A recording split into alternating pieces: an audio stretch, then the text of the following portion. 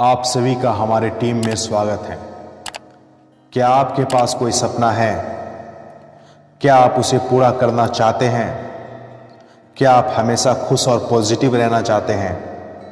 अगर आपका answer yes है तो ये प्रोग्राम आपके लिए है।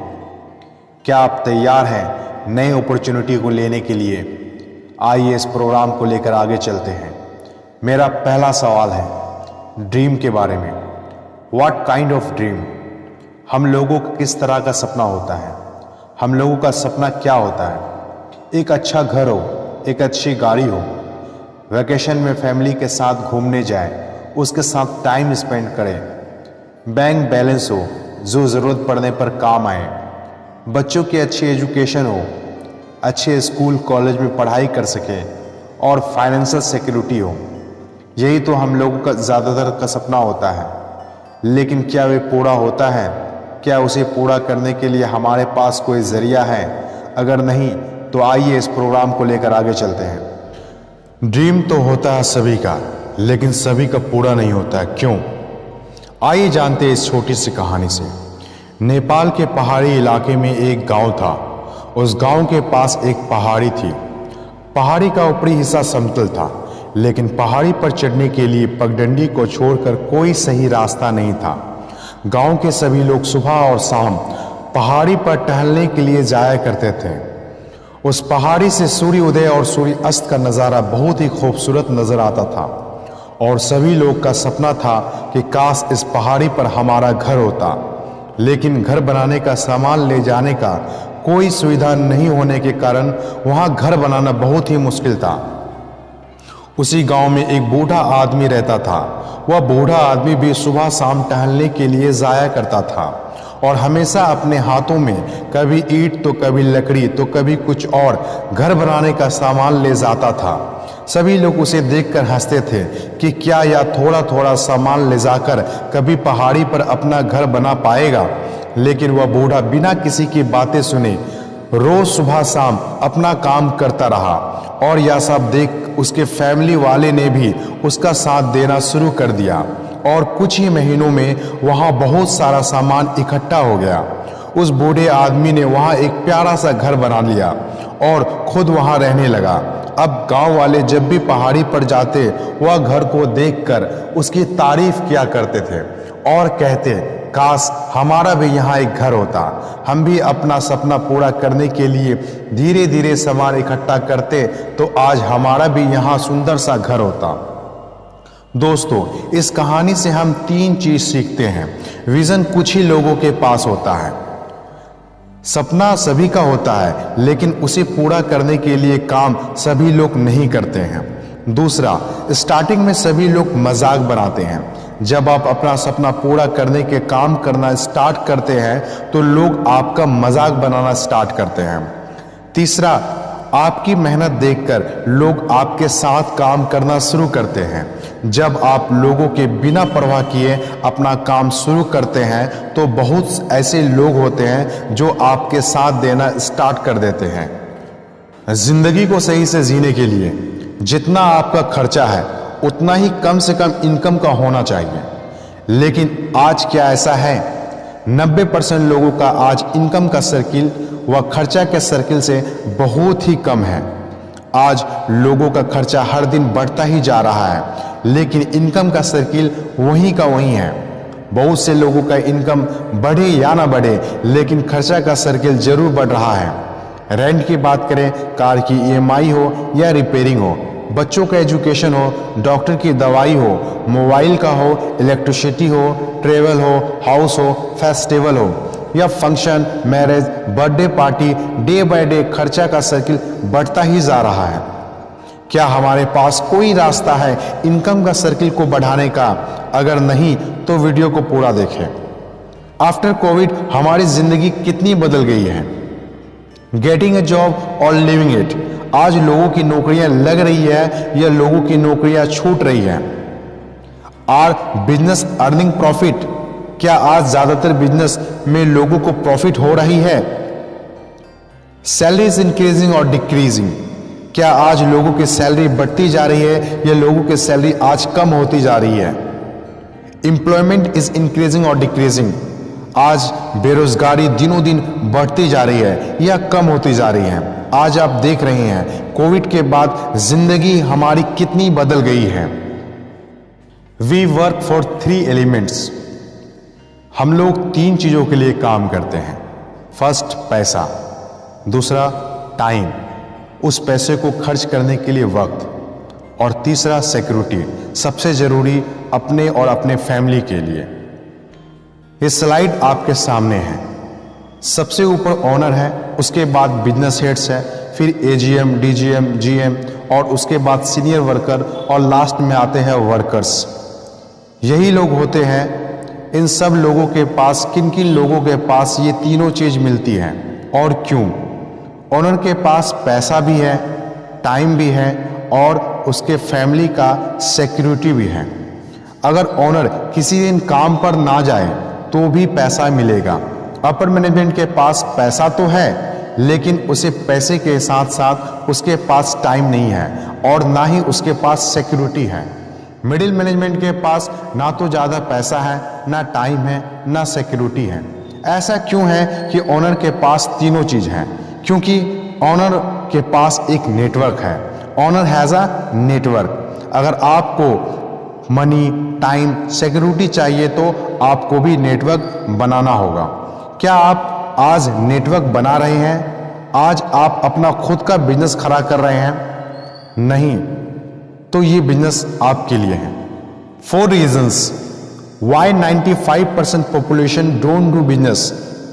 क्यों 95% लोग चाहते हुए भी बिजनेस नहीं करते हैं? इसके 4 मुख्य कारण हैं।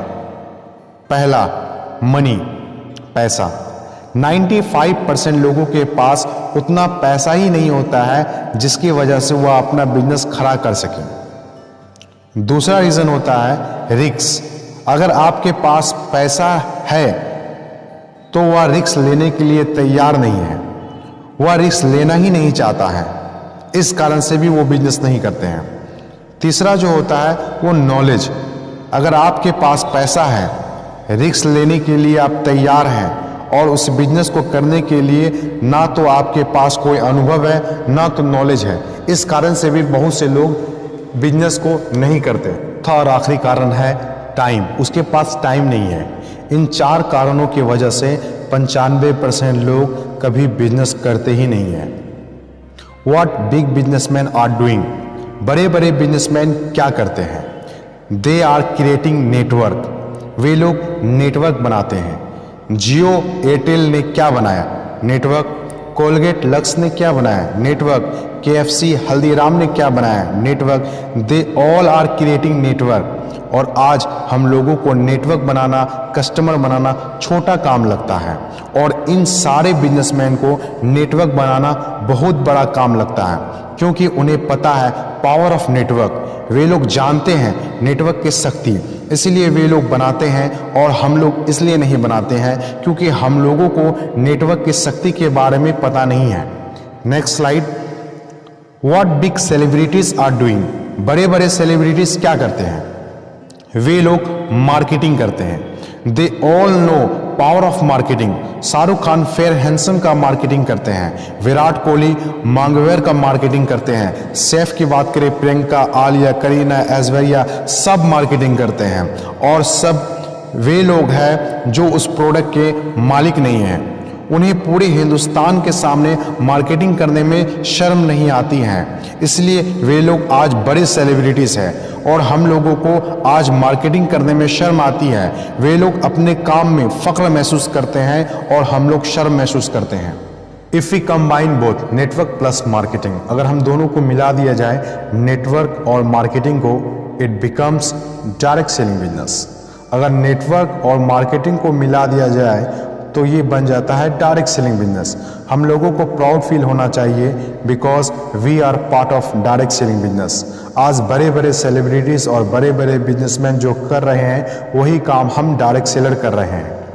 ट्रेडिशनल मार्केटिंग और डायरेक्ट सेलिंग में क्या अंतर है?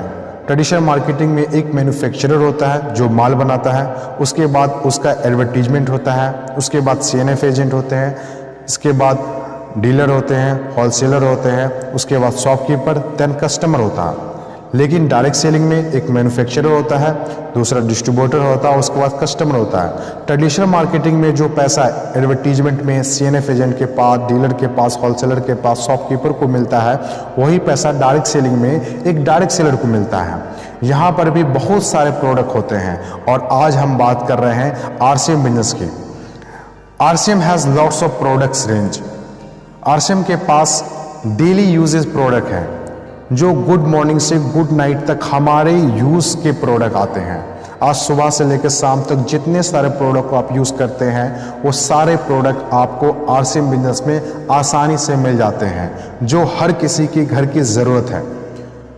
दूसरा है आरसीएम के पास Nutricharge, wellness nutrition, health supplement, ऐसे प्रोडक्ट जो किसी के पास नहीं है और ना ही किसी के पास आपको ये प्रोडक्ट मिलेगा, जो हर उन लोगों की ज़रूरत है जो पूरे जीवन स्वस्थ रहना चाहते हैं। ऐसे सप्लीमेंट वो भी बहुत ही बेहतरीन और कम दाम में आरसीएम आपको प्रोवाइड कराती है। तीसरा आरसीएम के पास है health guard, rice bran oil और हेल्थ गार्ड गामा ऑयल, जो हर किसी के घर की ज़रूरत है। जो ऑयल है वो लोगों को खाना ही पड़ेगा। लोगों को ऑयल खाना के लिए मना किया जाता है, लेकिन हेल्थ गार्ड ऑयल एक ऐसा ऑयल है जिसे ज़्यादा खाने में भी कोई नुकसान नहीं है। और हमारे पास गामा ऑयल जैसे प्रोडक्ट हैं जो पूरी दुनिया में सबसे कम दाम में अगर कहीं प्रोवाइड होता है तो वो आपको आरसीएम प्रोवाइड करती है। चौथा, आरसीएम के पास है गुड डॉट्स, सबसे बेहतरीन और हेल्दी प्रोडक्ट रेंज। जो नॉनवेज नहीं खाते हैं लेकिन वो उनके स्वाद लेना चाहते हैं तो वो आपको प्योर वेजिटेरियन में आपको मिल जाएगा इस गुड डॉट्स से। आरसीएम के पास है हरी संजीवनी। हमारा देश कृषि देश है, इसलिए आरसीएम ने हमारे किसान भाइयों के लिए और उनके खेतों में लगने वाले प्रोडक्ट्स हैं जो वे अपने फसलों में डालकर अच्छी पैदावार पा सकते हैं और वे किसान आरसीएम में आसानी से काम करना शुरू कर सकते हैं। आरसीएम के पास है कीसोल, ब्यूटी प्रोडक्ट्स, ब्यूटी के सारे प्रोडक्ट्स हैं। आरसीएम के पास है ऑर्थोंजा, फैशनेबल ड्रेसेस कलेक्शन, जिसमें आपको हर तरह के ड्रेस मिलता है, jacket, jeans, trouser, T shirt, shirt, formal pant, coat pant, sari, suit, bedsheet और भी बहुत सारे आपको ड्रेस इसमें मिल जाएंगे। अब करना क्या है, इसमें कुछ बड़ा काम नहीं करना, बहुत छोटा सा काम करना है। मार्केट के प्रोडक्ट को नहीं खरीदना है और आरसीएम के प्रोडक्ट को खरीदना है, बस यही काम करना है। ना फैक्ट्री लगाने की ज़रूरत है, ना स्टाफ रखने की ज़रूरत है, ना शोरूम खोलने की ज़रूरत है।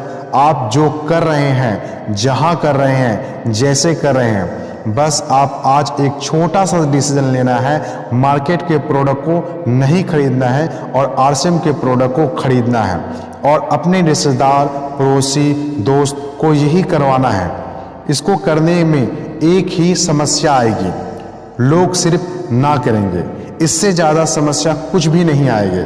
आरसीएम वर्तमान की समस्याओं को खत्म नहीं करेगा, बल्कि आरसीएम फ्यूचर में आने वाली सभी समस्याओं को भी खत्म करेगी। आज हिंदुस्तान में जो लोग काम कर रहे हैं उसका डाटा, उसका ग्राफ आपके सामने है। पहला 38 करोड़ लोग जो आज काम कर रहे हैं वो फार्मिंग कर रहे हैं, खेती कर रहे हैं। प्राइवेट जॉब में जो काम कर रहे हैं वो 34 करोड़ लोग काम कर रहे हैं। गवर्नमेंट जॉब जो कर रहे हैं वो 6 करोड़ 25 लाख लोग काम कर रहे हैं। स्किल लेवल लोग जो है 15 करोड़ है। बिजनेसमैन जो है वो 4 करोड़ 5 लाख 4.5 करोड़ लोग काम कर रहे हैं। जो लोग प्रोफेशनल है, डॉक्टर, वकील, इस तरह के जो लोग हैं वो लोग 1 करोड़ 25 लाख लोग हैं। नेटवर्क जो लोग कर रहे हैं 85 लाख लोग कर रहे हैं और ऑनलाइन बिजनेस जो लोग कर रहे हैं वे हैं 15 लाख। ये ग्राफ है। अब जो बदलाव है, कोविड जैसे पीरियड से निकल रहे हैं, टेक्नोलॉजी अब हमारे साथ आ रही है। अब टेक्नोलॉजी आएगी तो क्या होगा, नौकरियां धीरे धीरे खत्म होगी, लोगों के अपॉर्चुनिटी कम मिलेगा, ये सब काम कम होता चला जाएगा। मेजर चेंजेस क्या होगा, private job, government job, skill labour, business और प्रोफेशनल काम धीरे धीरे खत्म होता जाएगा। आने वाले समय में जिसके पास खेती होगा वो खेती करेगा, जिसके पास पैसा होगा वो ऑनलाइन बिजनेस करेगा, और जिसके पास ना तो पैसा होगा और ना ही खेती होगा वो क्या करेगा? उसके पास एक ही तरीका है, एक ही जरिया है, वो है डायरेक्ट सेलिंग बिजनेस, और उसको डायरेक्ट सेलिंग बिजनेस करना ही पड़ेगा। आने वाला वक्त चेंजेस कुछ ऐसा होगा, आप देख सकते हैं। आने वाला वक्त किसका है? आरसीएम के फ्यूचर का क्या होगा, अनुमान आप लगा सकते हैं। आने वाला वक्त डायरेक्ट सेलिंग बिजनेस का है। सबसे ज़्यादा जो ग्रोथ होगा फार्मिंग और ऑनलाइन से भी सबसे ज़्यादा जिसका ग्रोथ होगा वो है डायरेक्ट सेलिंग का। आप अनुमान लगा सकते हैं कि डायरेक्ट सेलिंग बिजनेस आने वाला वक्त में कहां तक जा सकता है। अब आपको डिसीजन लेना है कि कौन सा काम करना है, जो फ्यूचर में रहेगा या जिसका फ्यूचर ही नहीं रहेगा। चॉइस आपके हाथ में है। Thank you so much.